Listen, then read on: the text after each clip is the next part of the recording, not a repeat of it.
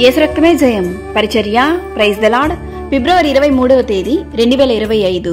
ఈరోజు దేవుని వాక్యము, ఏలయనగా ఇద్దరు ముగ్గురు నా నామమున ఎక్కడ కూడియుందురో అక్కడ నేను వారి మధ్యన ఉందునని చెప్పెను. మత్తయి సువార్త 18వ అధ్యాయం 20వ వాక్యము.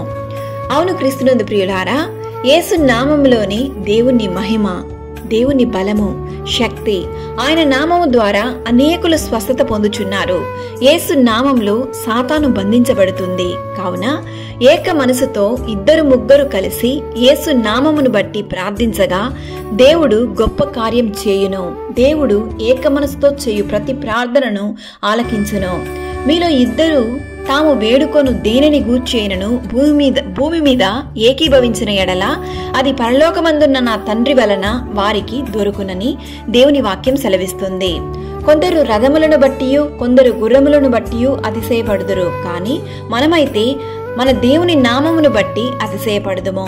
దావీదు కీర్తనకారుడు ఈ విధంగా పలుకుచున్నాడు: నా ప్రాణమునకు ఆయన సేద తీర్చుచున్నాడు, తన నామమును బట్టి నీతి మార్గములలో నన్ను నడిపించుచున్నాడు అని.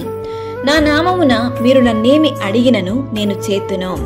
మీరు నా నామమున దేని నడుగుదురో తండ్రి కుమారుని యందు మహిమపరచబడుటకై దానిని చేతును. ప్రభువు నామమును బట్టి ప్రార్థన చేయు వారందరూ రక్షణ పొందుదురు అని దేవుడు చెప్పుచున్నాడు. కావున దేవుని సన్నిధిలో మోకాళ్ళుని ప్రార్థించదమా? దేవుడు మనకు అనుగ్రహించు ప్రతి దీవెనను పొందుకొని ఆయన నామమును మహిమపరుద్దాం. సకల ఘనత, మహిమ, ప్రభావములు యేసయ్యకు మాత్రమే కలుగును గాక. ఆమేన్. God bless you.